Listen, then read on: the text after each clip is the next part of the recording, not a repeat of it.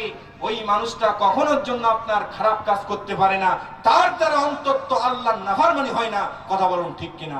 আর তাকওয়া যদি ওই মানুষের ভিতরে না থাকে, সে যত বড় খারাপ কাজ হোক না কেন সেই কাজ করতে কখনোর জন্য দ্বিধা করে না। কথা বলুন ঠিক কিনা? এ থেকে বুঝে নিতে হবে আমাদের ভিতরে তাকওয়া আছে কি নাই। এই তাকওয়া যদি থাকে, আমরা কখনোর জন্য কোনো ধরনের পাপাচার লিপ্ত আমরা হতে পারি না। আল্লাহর ভয় যে অন্তরে আছে, সেই অন্তর কখনোর জন্য পাপাচারে, কখনোর জন্য আল্লাহর নাফরমানিতে লিপ্ত হতে পারে না। কথা বলুন ঠিক কিনা? এই তাকওয়া অর্জন আমাদের কি করতে হবে? তাকওয়া মুমিনের পরিচয়, তাকওয়া মুমিনের সবচেয়ে বড় পরিচয়। আপনি ঈমান আনলেন, ঈমান আনার পরে একজন বেধর্মী যদি কোনো ব্যক্তি যদি জোহরের আগে ঈমান আনে, তার ইসলাম ধর্ম গ্রহণ করার প্রথম কাজ তাকে আপনার জোহরের নামাজকে আদায় করে দেওয়া।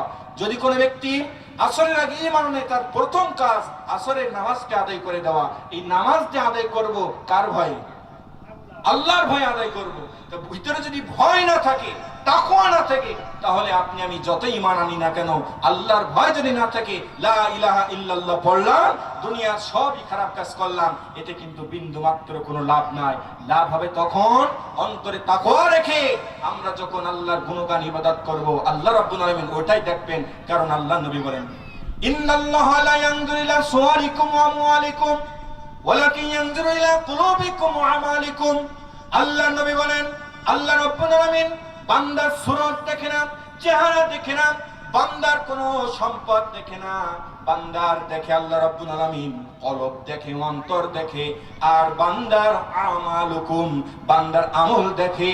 সুতরাং আপনি আমি যখন থেকে ঈমান এনেছি লা ইলাহা ইল্লাল্লাহ বলে, ঈমান আনার পরে যদি ঈমানের দাবিদার না হয়, আল্লাহর নাফরমানি করি, অন্তরে যদি আপনার আমার তাকওয়া না থাকে, ওই ঈমান এনে কিন্তু কোনো লাভ হবে না।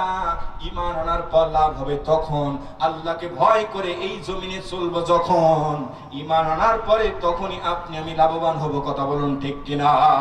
এই তাকওয়ার পরিচয় দিতে গিয়ে মহান রব্বুল আলামিন পবিত্র কুরআনুল কারীমের ভিতরে আমাদের জন্য উপদেশ হিসেবে দিচ্ছেন। আল্লাহ রব্বুল আলামিন বলেন, ইয়া আইয়ুহাল্লাযীনা আমানু তাকুল্লাহা হাক্কা তুকাতিহি ওয়া লা তামুতুন্না ইল্লা ওয়া আনতুম মুসলিমুন।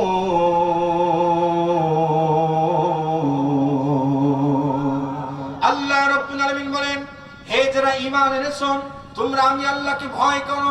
কেমন ভাবে ভয় করবা? ভয়ের পরিধিটা আল্লাহ তাআলা জানিয়ে দিচ্ছেন। হাক্কা তুকাতিহি, যেমন ভাবে ভয় করার দরকার তেমন ভাবে ভয় করো। শুধু মসজিদের ভিতরে ভয় করলাম, মসজিদ থেকে বাইরে আসলাম, আল্লাহকে ভয় করলাম না, না না না, এমনটা নয়।